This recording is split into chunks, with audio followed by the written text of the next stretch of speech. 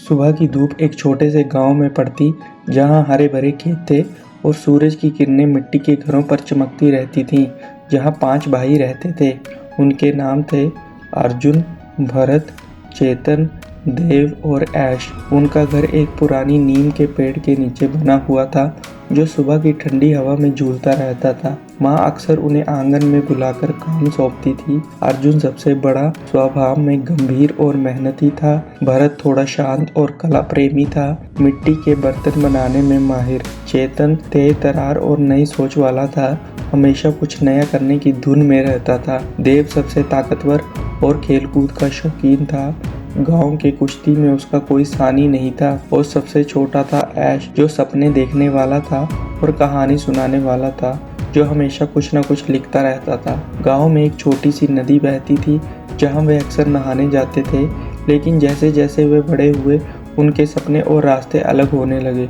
हर भाई अपने हुनर को नई दिशा देना चाहता था और अक्सर इसी बात पर बहस होती रहती थी कि कौन सा रास्ता सही है। अर्जुन ने एक बड़ी पंचायत बुलाई। हमें अपने खेतों को उपजाऊ बनाना होगा, उसने कहा। हमें मिलकर काम करना चाहिए। लेकिन चेतन का विचार अलग था। नहीं, हमें सिर्फ खेती में ही क्यों रहना चाहिए। मैं शहर जाकर व्यापार करना चाहता हूँ, वहाँ नए मौके मिलेंगे। भरत बोला, मैं मिट्टी के बर्तन और मूर्ति बनाकर बेचना चाहता हूँ, जिससे हमारे गांव का नाम हो।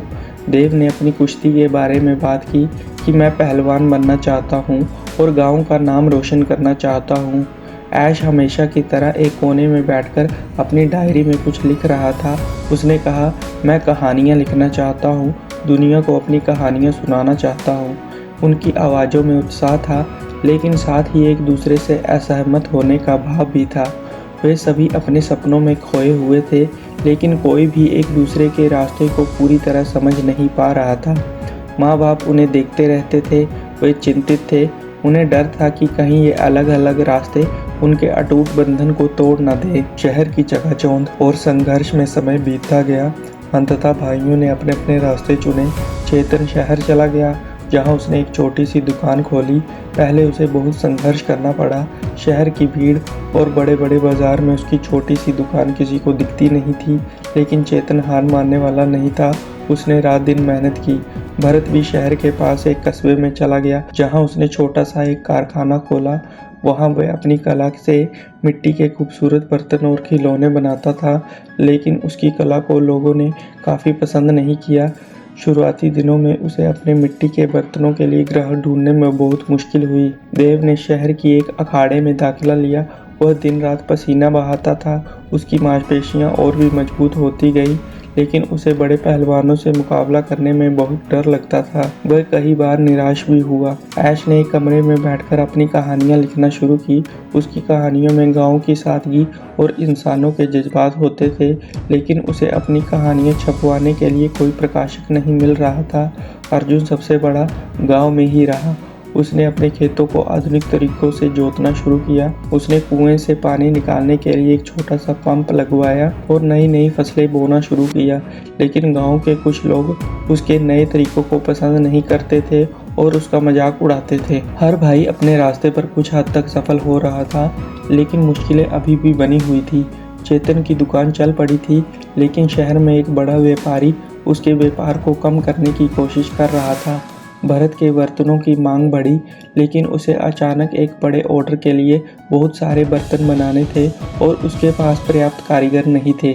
देव ने कुछ छोटे मुकाबले जीते, लेकिन एक बड़े मुकाबले में उसे एक बहुत ही शक्तिशाली पहलवान ने हरा दिया, जिससे वह टूट गया। ऐश की एक कहानी एक छोटे अखबार में छपी, लेकिन उसे बहुत कम पैसे मिले और उसने सोचा कि शायद वह कभी एक बड़ा लेखक नहीं बन पाएगा। गांव में अर्जुन के नए तरीके काम तो कर रहे थे, लेकिन एक साल भयानक सूखा पड़ा और फसल बर्बाद हो गई।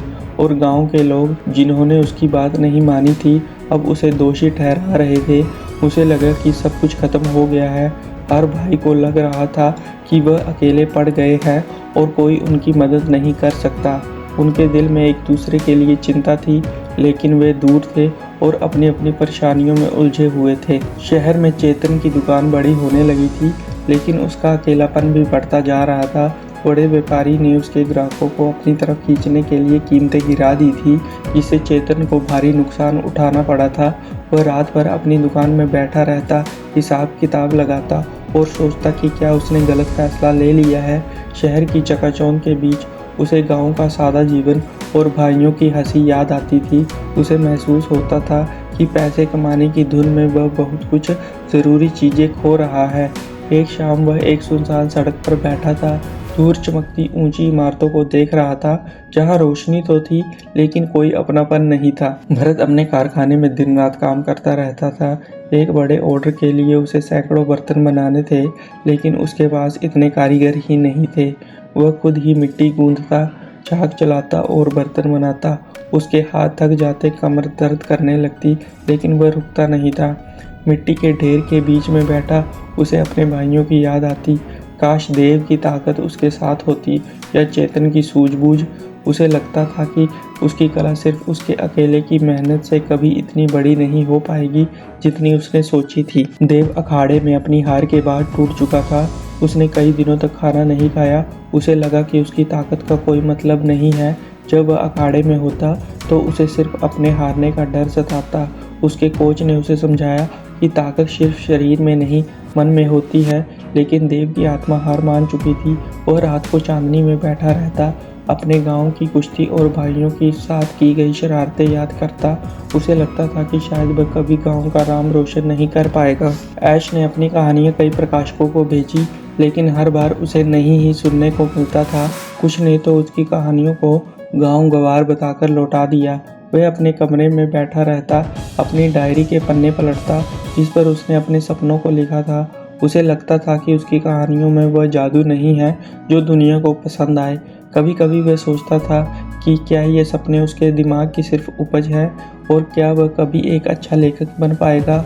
उसे भी अपने भाइयों की याद सताती थी और उनके साथ बिताए गए अनमोल पल। गांव में अर्जुन सूखे से लड़ रहा था। उसकी फसल बर्बाद हो गई थी और गांव के लोग उसे कोस रहे थे कि उसके नए तरीकों की वजह से ये सब हुआ है। उसे लगा कि उसने गांव वालों का भरोसा तोड़ दिया है। गांव का मुखिया, एक पुराना और सख्त आदमी, हमेशा उसके खिलाफ बोलता था। अर्जुन अकेला महसूस करता था। उसने अपने भाइयों को चिट्ठी लिखने की कोशिश की, लेकिन उसे लगा कि वह अपने अपने शहरों में खुश होंगे और उसकी समस्याओं से उन्हें क्या मतलब। उसके मन में एक कड़वाहट भर गई थी। एक दिन माँ ने पुरानी बक्से में एक धुंधली सी तस्वीर निकाली। उसमें पांचों छोटे भाई थे, नीम के पेड़ के नीचे हंसते हुए खड़े थे। माँ की आंखों में आंसू आ गए। उन्होंने अर्जुन को आवाज़ दी, बेटा ये देखो, तुम सब कितने खुश थे। अर्जुन ने तस्वीर देखी। उसके दिल में एक अजीब सी कसक उठी। उसे याद आया कि कैसे बचपन में वे एक दूसरे के बिना एक पल भी नहीं रह सकते थे। उसने माँ से पूछा, क्या आपके बाकी भाइयों को चिट्ठी लिखी है? माँ ने सिर हिलाया। मैंने कई बार लिखा, लेकिन किसी का जवाब नहीं आया। वे सब अपनी अपनी दुनिया में खो गए हैं। ये सुनकर अर्जुन को बहुत दुख हुआ। उसे अपनी गलतियों का एहसास हुआ। उसने सोचा कि हमें अपनी मुश्किलों में एक दूसरे का साथ देना चाहिए। हम सब अकेले पड़ गए हैं। उसने अपनी माँ से कहा, माँ मुझे बाकी भाइयों के पास जाना होगा, हमें फिर से एक साथ लाना होगा। माँ की आंखों में एक उम्मीद की किरण जागी। उन्होंने अर्जुन को आशीर्वाद दिया। उसी रात अर्जुन ने एक पुरानी डायरी खोली, जिसमें उसने अपने बचपन के सपने और भाइयों के साथ बिताए पल लिखे थे। उसे याद आया कि कैसे देव ने उसकी लकड़ी काटने में मदद की थी, कैसे भरत ने उसके लिए मिट्टी के छोटे छोटे खिलौने बनाए थे, कैसे चेतन ने उसे नए विचारों के बारे में बताया था, और कैसे ऐश ने उसे कहानियाँ सुनाई थी। इन यादों ने उसे हिम्मत दी। अगली सुबह अर्जुन ने अपनी थोड़ी सी बची हुई बचत ली और शहर की तरफ निकल पड़ा। यह पहली बार था जब वह गांव से इतनी दूर जा रहा था। शहर की भीड़ और शोर ने उसे चौंका दिया। बड़े बड़े वाहनों और ऊंची इमारतों को देखकर वह थोड़ा डर गया, लेकिन उसका संकल्प मजबूत था। वह सबसे पहले चेतन की दुकान ढूंढने निकला। उसे चेतन की दुकान ढूंढने में बहुत मुश्किल हुई, क्योंकि चेतन की दुकान शहर के एक भीड़ भाड़ वाले कोने में थी। जब वह वहां पहुंचा तो उसने देखा कि चेतन एक छोटे से कमरे में बैठा हुआ था। उसके चेहरे पर उदासी थी। उसकी दुकान पर कम ग्राहक थे। अर्जुन को देखकर चेतन चौंक गया। तुम यहाँ? उसने हैरानी से पूछा। अर्जुन ने बताया, हाँ मैं तुम्हें और बाकी भाइयों को ढूंढने आया हूँ। गांव में सब ठीक नहीं है और मुझे लगता है कि हम सबको एक साथ होना चाहिए। चेतन ने उसे अपनी सारी परेशानियां बताई। बड़े व्यापारी की चालबाजी, ग्राहकों का कम होना और अकेलेपन का एहसास। अर्जुन ने उसे ध्यान से सुना। उसने चेतन से कहा, तुम अकेले नहीं हो, हम सब मिलकर इन मुश्किलों से लड़ेंगे। चेतन की आंखों में उम्मीद की एक चमक आ गई थी। चेतन के साथ मिलकर अर्जुन भरत के कारखाने पहुंचा। भरत अपने मिट्टी के ढेर के बीच थका हुआ बैठा था। वह एक बड़े ऑर्डर को पूरा करने की चिंता में था। अर्जुन और चेतन को देखकर वह हैरान रह गया। हम तुम्हारी मदद करने आए हैं, भरत अर्जुन ने कहा। चेतन ने एक नया विचार दिया, क्यों ना हम कुछ और लोगों को काम पर रखें। मैं शहर से कुछ सस्ते मजदूरों का इंतजाम कर सकता हूँ और हम सब मिलकर काम करेंगे। भरत ने उसकी बात मान ली। तीनों ने मिलकर काम करना शुरू किया। चेतन ने बाजार से कच्चा माल लाने में मदद की और अर्जुन ने भी मिट्टी गूंदने और सांचों में ढालने में भरत का हाथ बटाया। धीरे धीरे भरत का बड़ा ऑर्डर पूरा होने लगा। उसे लगा कि उसके भाई ही उसकी असली ताकत है। इतने दिनों बाद तीनों मिलकर देव के अखाड़े पहुंचे। देव अपनी हार से भी अभी सदमे में था। वह अभ्यास भी नहीं कर रहा था। अर्जुन ने उसे समझाया, हार जीत तो खेल का हिस्सा है देव, असली हिम्मत तो गिरने के बाद उठने में है। चेतन ने कहा, तुमने हमें बचपन में सिखाया था कि हारना नहीं है, अब तुम खुद हिम्मत हार रहे हो। देव को अपने भाइयों की बात सुनकर फिर से हिम्मत मिली। अर्जुन ने उसे अपने गांव के उन दिनों की याद दिलाई जब वे सब मिलकर कुश्ती करते थे। देव ने फिर से अभ्यास करना शुरू किया, इस बार और भी ज़्यादा जोश के साथ। उसे महसूस हुआ कि उसके भाई उसके साथ हैं तो वह कोई भी मुश्किल पार कर सकता है। भरत और देव की मदद करने के बाद अर्जुन, चेतन और भरत तीनों मिलकर ऐश को ढूंढने निकले।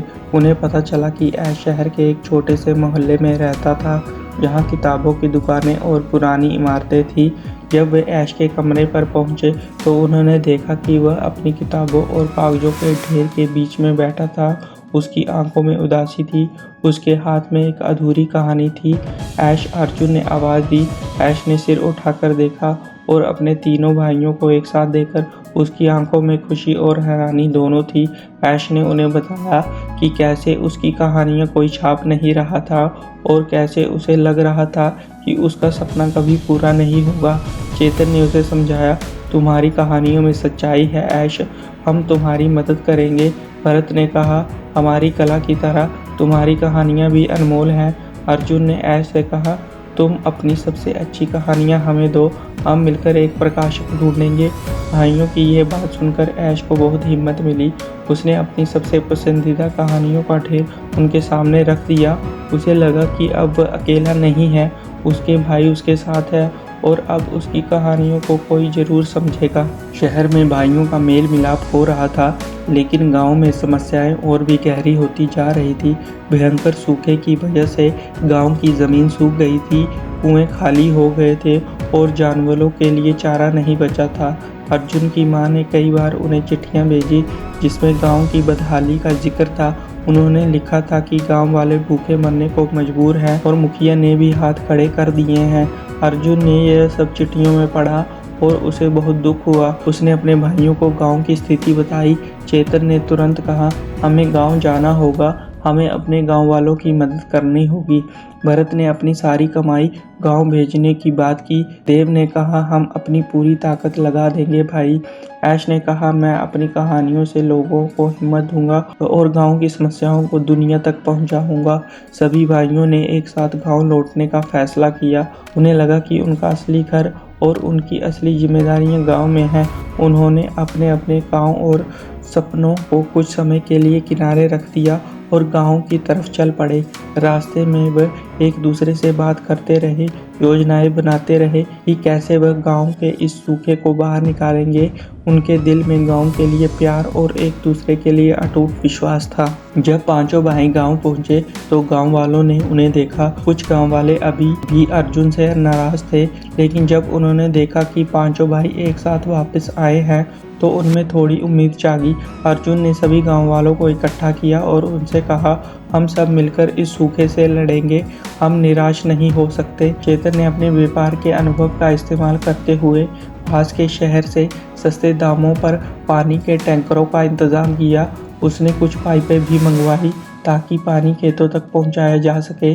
भरत ने गांव के कुएं को और गहरा खोदने के लिए गांव के मजदूरों को इकट्ठा किया। उसने अपनी कला का इस्तेमाल करते हुए मिट्टी के छोटे छोटे बांध और पानी रोकने वाले रास्ते बनाए ताकि बारिश का पानी बेकार ना जाए। देव ने अपनी ताकत का इस्तेमाल किया। उसने गांव के युवाओं को अपने साथ लिया और पानी के टैंकरों को खेतों तक पहुंचाने में मदद की। उसने पत्थरों को हटाया और रास्ते साफ किए। उनकी मेहनत देखकर गांव वालों में जोश भर गया। ऐश ने गांव के लोगों की कहानियां लिखना शुरू कर दी। उसने अखबारों और रेडियो स्टेशनों को चिट्ठियां भेजी जिससे गांव की समस्याएं देश के कोने कोने तक पहुंची। उसकी कहानियों ने लोगों के दिल को छुआ और दूर दूर से मदद आने लगी। कई दिनों और रातों की मेहनत के बाद गांव में बदलाव आना शुरू हो गया था। टैंकरों से पानी आने लगा। ऐश की कहानियों की वजह से बाहर से मदद मिली। एक शाम जब सारे भाई और गांव वाले थके हारे बैठे थे, आसमान में काले बादल छाने लगे। दूर से ठंडी हवा चलने लगी और फिर पहली बूंद गिरी, फिर दूसरी, तीसरी और देखते ही देखते तेज बारिश शुरू हो गई। गांव वाले खुशी से झूम उठे। बच्चे नाचने लगे। बड़े लोग भगवान का शुक्रिया अदा करने में लगे। अर्जुन, भरत, चेतन, देव और ऐश एक साथ खड़े थे। उनके चेहरों पर खुशी और संतुष्टि थी। उन्होंने देखा कि सूखी जमीन पानी सोख रही है और हवा में मिट्टी की नई खुशबू फैल गई थी। उस दिन गांव वालों ने सिर्फ बारिश का नहीं बल्कि एकता की शक्ति का जश्न मनाया। उन्हें समझ आया कि जब वे एक साथ थे कोई भी मुश्किल उन्हें हरा नहीं सकती थी। अर्जुन को मुखिया और गांव वालों ने माफ़ कर दिया और सभी ने उनकी सराहना की। कुछ समय बाद गांव फिर से हरा भरा हो गया। खेत लहलहाने लगे और गांव में खुशहाली लौट आई। चेतन ने गांव में ही एक छोटा सा व्यापार शुरू किया। भरत ने अपनी कला से गांव का नाम रोशन किया। देव ने अखाड़े में बड़े मुकाबले जीते और ऐश एक जाना माना लेखक बन गया जिसकी कहानियों में हमेशा गांव और एकता की बात होती थी। पांचों भाई अब अलग अलग रास्ते पे थे लेकिन उनका दिल हमेशा एक था। उन्हें समझ आ गया था कि असली ताकत पैसों या शोहरत में नहीं बल्कि परिवार के प्यार और एकता में होती है।